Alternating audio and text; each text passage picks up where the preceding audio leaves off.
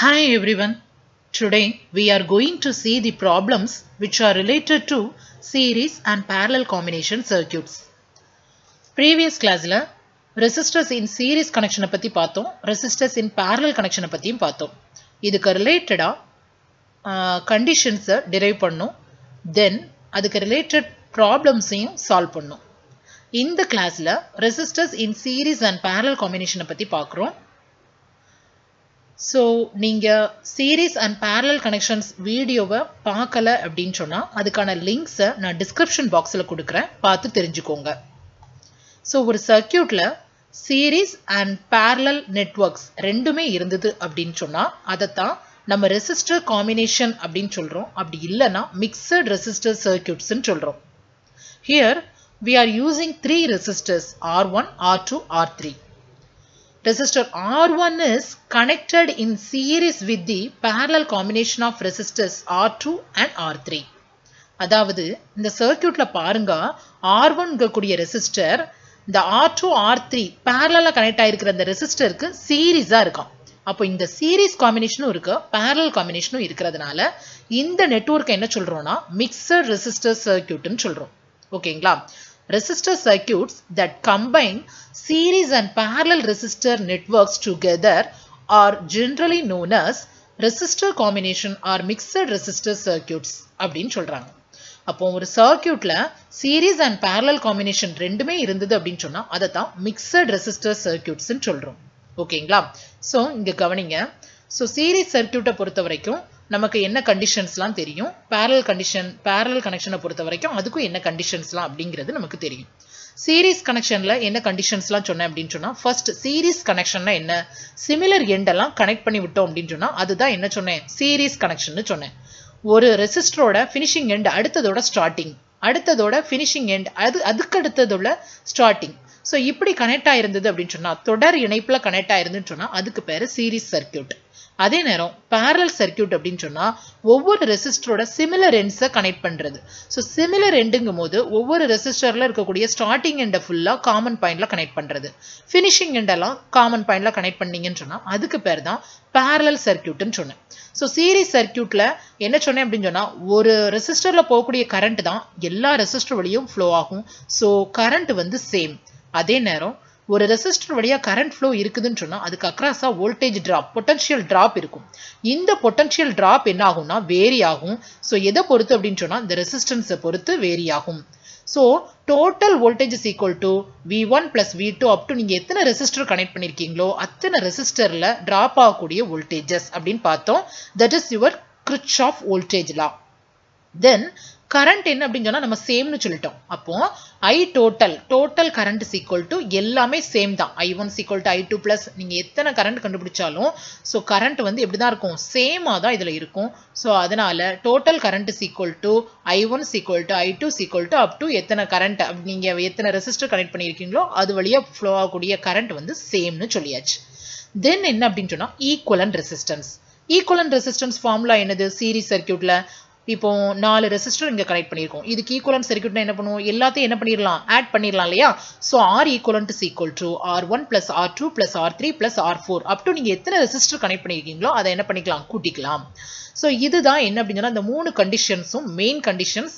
So இந்த மூணு கண்டிஷனையும் வச்சுதான் நம்ம என்ன பண்ணுவோம், சீரிஸ் சர்க்யூட்ல ப்ராப்ளம் சால்வ் பண்ணுவோம்.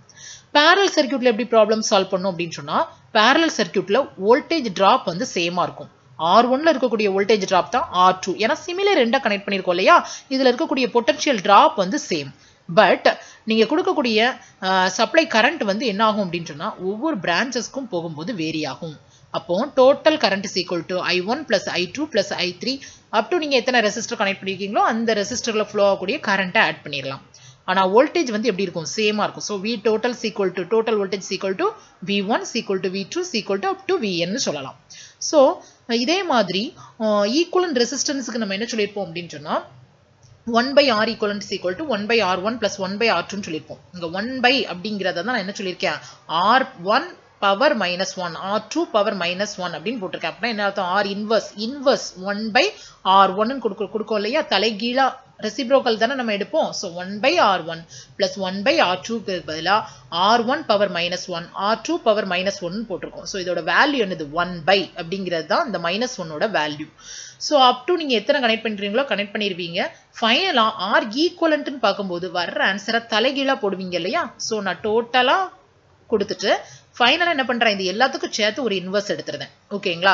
பவர் -1 போட்டோம்னா என்ன அர்த்தம், வர்ற ஆன்சரை தலைகீழாக போட்டோம்னா நமக்கு R ஈக்குவலன்ட் கிடச்சிரும். அந்த 1/R ஈக்குவலன்ட் அந்த ஃபார்முலாவை தான் நான் இப்படி மாற்றி எழுதியிருக்கேன். ஓகேங்களா. எல்லாமே சேம் தான். ஸோ இந்த ரெண்டு கண்டிஷனும் தெரிஞ்சால் மட்டும்தான் நம்ம வந்து ப்ராப்ளம்ஸ் வந்து சால்வ் பண்ண முடியும். ஏன்னா இந்த ரெண்டு நெட்வொர்க்குமே நம்ம சீரீஸ் பேரலல் காம்பினேஷனில் இருக்குது. ஃபார் எக்ஸாம்பிள் இப்போ இங்கே பாருங்க, இந்த சர்க்கியூட்டில் R1 கூடிய ரெசிஸ்டர் R2 R3 காம்பினேஷனுக்கு எப்படி இருக்கான், சீரீஸா இருக்கு. இந்த R2வும் R3யும் பேரலல் காம்பினேஷன்ல இருக்கு. ஸோ நமக்கு பார்த்த உடனே இதை எப்படி சால்வ் பண்ணணும் அப்படின்னு சொன்னா ஃபர்ஸ்ட் சர்க்கியூட்டை ரீட்ரா பண்ணணும். அதுதான் you have to ரீட்ரா this circuit. ஓகேங்களா. ஃபர்ஸ்ட் நீங்க என்ன பண்ண போறீங்க அப்படின்னா இந்த R2வையும் R3வையும் ரீட்ரா பண்ண போறீங்க. எப்படி ரீட்ரா பண்ணணும், ஸோ இதுக்கு ஈக்குவலன்ட் ரெசிஸ்டன்ஸ் கண்டுபிடிச்சா இதை ஒரே ரெசிஸ்டரா கொண்டு வந்துடலாம் இல்லையா. ஸோ அப்படிதான் இங்க கண்டுபிடிக்க போறோம். ஃபார்முலா என்ன போடுவீங்க, ரெண்டு ரெசிஸ்டரை பேரலல் கனெக்ட் பண்ணியிருக்கோம்னா அதுக்கு ஈக்குவலன்ட் ரெசிஸ்டன்ஸ் என்னது, இங்க வந்து R2 × R3 divided by R2 + R3 போடுவோம். ஓகேங்களா. ஸோ இதை ரீட்ரா பண்ணி R ஈக்குவலன்ட் கொண்டு வருவோம். ஸோ ஒரே ரெசிஸ்டரா மாத்திரலாம். இப்போ பாருங்க, இதை நான் ஒரே ரெசிஸ்டர் R ஈக்குவலண்டா கொண்டு வந்துட்டேன். இந்த R1 R ஈக்குவலன்ட் இப்ப பாக்குறதுக்கு எப்படி இருக்கு, சீரிஸ் ரெசிஸ்டர் மாதிரி இருக்கு இல்லையா. அப்ப இதுக்கு டோட்டல் ரெசிஸ்டன்ஸ் கண்டுபிடிச்சோம்னா என்ன பண்ணுவோம், இதை வந்து சீரிஸ் ரெசிஸ்டன்ஸ் கண்டுபிடிக்கிற ஃபார்முலா என்ன, சாரி டோட்டல் ரெசிஸ்டன்ஸ் கண்டுபிடிக்கிற ஃபார்முலா இன் சீரிஸ் கண்டிஷன்ல என்னது, R1 + R2 இல்லையா. இங்க R1 + R ஈக்குவலன்ட். அப்போ ஒரே ரெசிஸ்டரா நம்ம என்ன செஞ்சிடலாம், ஃபைனலா கொண்டு வந்துடலாம். ஸோ நமக்கு தேவைப்படுறது இதுல கரண்ட்டை கண்டுபிடிக்கணும்னு சொன்னா டோட்டல் வோல்டேஜ். ஓகேங்களா. Total voltage and total resistance தேவைப்படும்.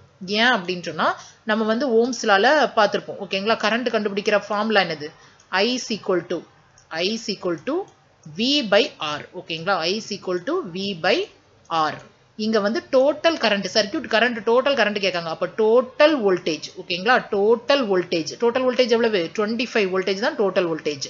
அந்த வோல்டேஜ் இங்க வந்து என்ன ஆகும், டிராப் ஆகும். அப்ப total voltage divided by total resistance. அப்போ வோல்டேஜ் நமக்கு தெரியும், டோட்டல் ரெசிஸ்டன்ஸ் நம்ம கண்டுபிடிச்சாச்சுன்னு சொன்னா சர்க்யூட்ல டோட்டல் கரண்ட்டை நம்ம என்ன பண்ணிடலாம், கண்டுபிடிச்சிடலாம். ஓகேங்களா. சரி, இதே மாதிரி சீரிஸ் அண்ட் பேரலல் காம்பினேஷன்ல வேற என்ன கண்டிஷன்ஸ்லாம் இருக்கு அப்படின்னு பார்த்தோம் அப்படின்னா நல்லா கவனிங்க. ஒரு சர்க்யூட்ல கரண்ட் ஃப்ளோ இருக்கு, ரெசிஸ்டர் வழியா ஃப்ளோ ஆகுதுன்னு சொன்னா வோல்டேஜ் டிராப் இருக்கும். அப்போ இங்க பாருங்க, நான் ஒரு எக்ஸாம்பிளுக்கு ஒரு சர்க்யூட் கொடுத்தேன். ஸோ அந்த R1 வழியா டிராப் ஆகக்கூடிய வோல்டேஜ் V1. ஸோ இதுல வந்து சேஞ்சஸ் இருக்காது. பட் R2 and R3 பேரலா இருக்கிறதுனால இதுல இருக்கிற வோல்டேஜ் டிராப் வந்து எப்படி இருக்கும், பேரலல்ல வோல்டேஜ் எப்படி இருக்கும், சேமா இருக்கும் இல்லையா. அப்போ V2 = V3 ஃபர்ஸ்ட் கண்டிஷன். ஓகேங்களா. இப்போ V2 = V3 கொண்டு வந்தாச்சு. அப்போ V2னே எடுத்துக்கலாம். இந்த வோல்டேஜ் எப்படி எடுத்துக்கலாம், V2னே எடுத்துக்கலாம். அப்போ இந்த V2ங்கிறது இந்த R1 ரெசிஸ்டருக்கு வந்து எப்படி இருக்கு, R1 ரெசிஸ்டர் இந்த பேரலல் காம்பினேஷனுக்கு சீரிஸா இருக்கு இல்லையா. அப்ப டோட்டல் வோல்டேஜ் டிராப்னு நம்ம என்ன சொல்லுவோம், டோட்டல் வோல்டேஜ் = V1 + V2. ஓகேங்களா. V1 + V2. ஓகேங்களா. சோ V1 + V2ங்கிறது இந்த R1 ரெசிஸ்டர் இந்த பேரலல் காம்பினேஷனுக்கு சீரிஸா இருக்கிறதுனால இதுல இருக்க வோல்டேஜ் டிராப் பிளஸ் இதுல இருக்க வோல்டேஜ் டிராப். இந்த வோல்டேஜ் டிராப் ஏன் V3 எழுதலன்னு சொன்னா V2 = V3. சோ நான் என்ன செய்யல, V3 நான் கொண்டு வரல. ஓகேங்களா. அப்போ இந்த கண்டிஷனை இந்த இடத்துல அப்ளை பண்ணிட்டேன். So E = V1 + V2. தென் என்ன அப்படின்னு சொன்னா இந்த I கரண்ட் இந்த R1 வழியா ஃப்ளோ ஆகுது, நோ ப்ராப்ளம். தென் பேரலல் காம்பினேஷனுக்கு வந்துருது. அப்போ என்ன ஆகும், ஸ்பிளிட் அப் ஆகும் இல்லையா. சோ I2 ஆகும் I3 ஆகும் ஸ்பிளிட் அப் ஆகுது. அப்போ டோட்டல் கரண்ட், இன்கமிங் கரண்ட் என்னது இங்க I, அவுட் கோயிங் கரண்ட் என்னது I2 I3. அப்ப இந்த இடத்துல நம்ம யூஸ் பண்றது Kirchhoff current law. Incoming current = out going current. இது வந்து ஒரு நோடு. ஓகேங்களா. நோடுனா என்ன அப்படின்னு சொன்னா 2 or 3 எலிமெண்ட்ஸ் கனெக்ட் ஆயிருக்கிற அந்த ஜங்ஷன் பாயிண்ட். இங்க பாருங்க, இங்க R1 கனெக்ட் ஆயிருக்கு, R2 கனெக்ட் ஆயிருக்கு, R3 கனெக்ட் ஆயிருக்கு. அப்ப இந்த சந்தியை, இந்த ஜங்ஷன் பாயிண்ட நான் என்ன பண்றேன் அப்படின்னு சொன்னா நோடுன்னு சொல்றேன். இந்த நோட நோக்கி வர்ற கரண்ட் I, இந்த நோட்ல இருந்து விலகக்கூடிய கரண்ட் I2 I3. நம்ம கிர்ச்சாஃப் கரண்ட்ல என்ன சொல்லுது, நோடை நோக்கி வரும் கரண்டுகளின் கூட்டுத்தொகை நோடிலிருந்து விலகி செல்லும் கரண்டுகளின் கூட்டுத்தொகைக்கு சமம். நோட நோக்கி வர கரண்ட் ஒரே ஒரு கரண்ட் தான், I தான். விலகி செல்லும் கரண்டுகளோட கூட்டுத்தொகைனா I2 + I3. ஓகேங்களா. சோ அப்போ சீரிஸ் அண்ட் பேரலல் காம்பினேஷன்ல எப்படி வந்து நம்ம ப்ராப்ளம் சால்வ் பண்றது அப்படிங்கறத ஒரு ஐடியா நமக்கு கிடைச்சிருக்கும். So இப்போ ப்ராப்ளம்க்கு போலாம். First problem, the resistors of 1 ohm, 2 ohm and 4 ohm are connected in parallel. A 5 ohm resistor is connected in series with this parallel combination and a 24 volt battery is connected to the circuit. Find the total current and power in each resistors அப்படினு கொடுத்திருக்காங்க. So முதல்ல diagram வரைங்க. The resistors of 1 ohm, 2 ohm and 4 ohm are connected in parallel. Parallel போட்டாச்சு 3 resistor. ஓகேங்களா? சரி. A 5 ohm resistor is connected in series with this parallel combination. அப்ப இந்த parallel combinationக்கு சீரிஸா எது இருக்கான்? ஒரு 5 ohm resistor இருக்கான். ஓகேங்களா? இந்த 5 ohm resistor எப்படி இருக்கு? இந்த parallel combinationக்கு சீரிஸா இருக்கு. சோ ஒரே லைன்ல நான் கொண்டு வந்துட்டேன். சீரிஸா இருக்கு. ஓகே. Find. எதை ஃபைண்ட் பண்ண சொல்லிருக்காங்க? டோட்டல் கரண்ட்டை ஃபைண்ட் பண்ண சொல்லிருக்காங்க. total current na நமக்கு condition தெரியும். என்ன condition தெரியும்? V by total voltage divided by total resistance. Ohm's law. ஓகேங்களா? I is equal to V by R. அப்போ நமக்கு total currentங்கிறதுனால total voltage தெரியணும். total voltage already நமக்கு தெரியும். 24 volt. Total resistance கண்டுபிடிக்கணும் இல்லையா? இங்க ஒரு parallel combination இருக்கு. இத முதல்ல என்ன பண்ணணும்? சால்வ் பண்ணணும். then அத ஒரே ரெசிஸ்டரா கொண்டு வந்து இந்த சீரிஸ் கூட நம்ம என்ன பண்ணணும்? ஆட் பண்ணணும். சோ சர்க்யூட்டை என்ன பண்ண போறோம் அப்படினா ஃபர்ஸ்ட் ரீட்ரா பண்ண போறோம். ரீட்ரா பண்ணி ஒரே ரெசிஸ்டரா ஈக்குவலன்ட் ரெசிஸ்டன்ஸ் டோட்டல் ரெசிஸ்டன்ஸ்க்கு நம்ம கொண்டு வர போறோம். எப்படி அப்படினு சொன்னா அதுக்கு தான் ஒரு ஐடியா கொடுக்கிறேன். இங்க பாருங்க 3 ரெசிஸ்டர் இருந்தது. இதோட ஈக்குவலன்ட் ரெசிஸ்டன்ஸ் கண்டுபிடிக்கிறோம். then சர்க்யூட் எப்படி மாறுது பாருங்க. R1 R2 R3 R1 2 3 ங்கன்னு மாறுது.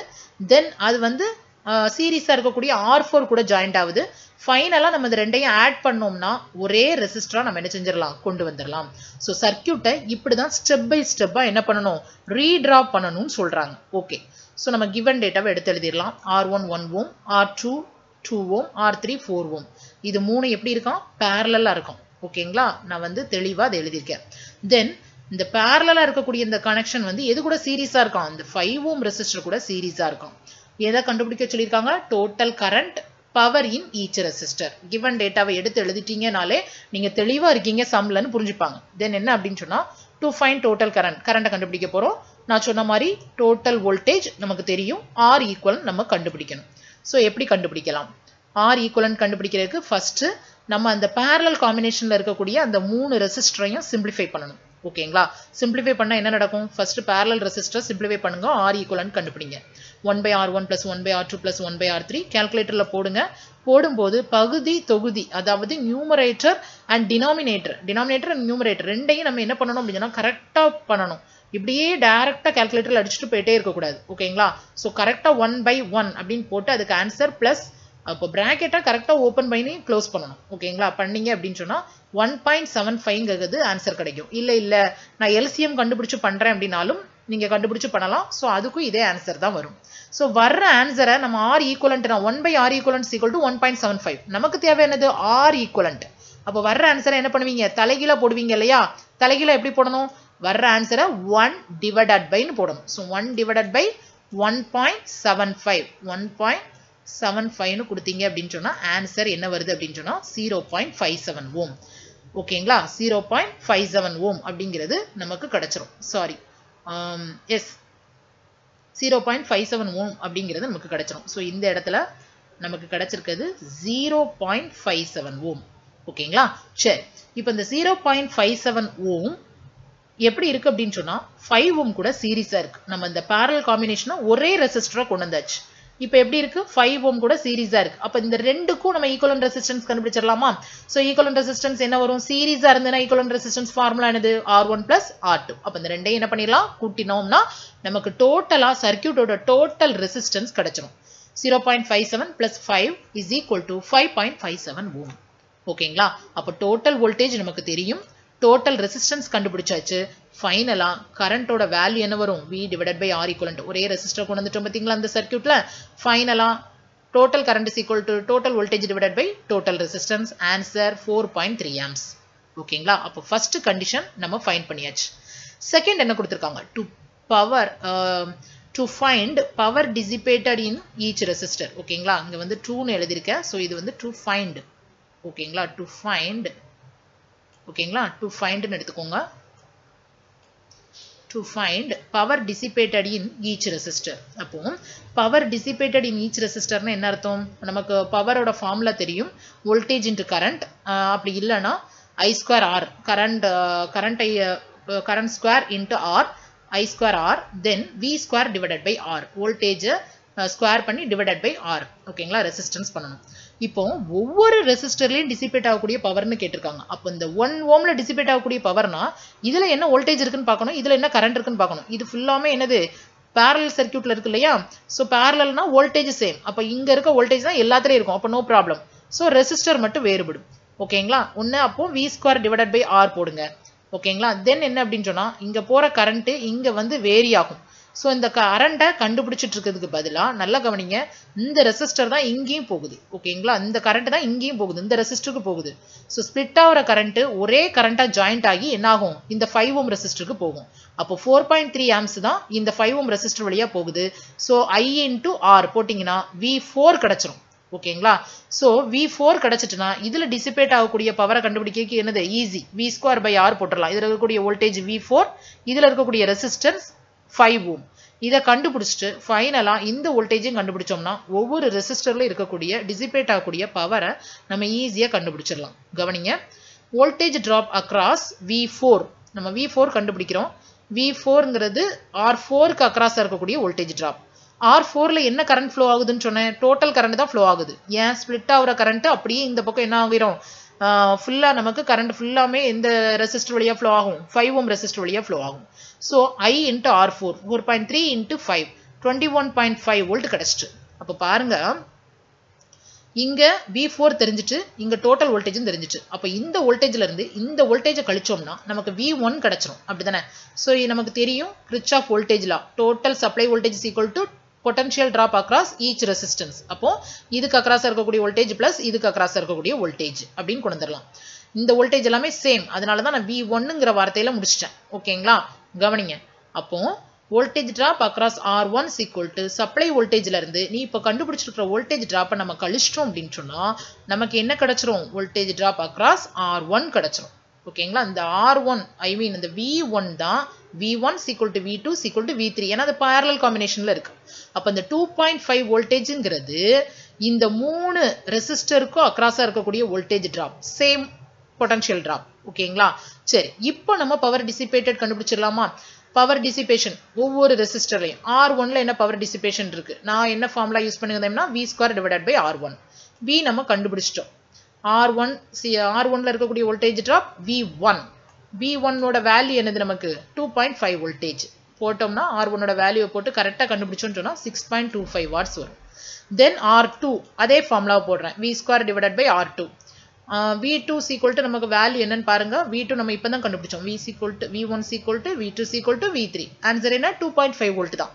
ஸோ இந்த மூணுக்குமே 2.5 வோல்ட் தான், ரெசிஸ்டன்ஸ் மட்டும் மாறும்.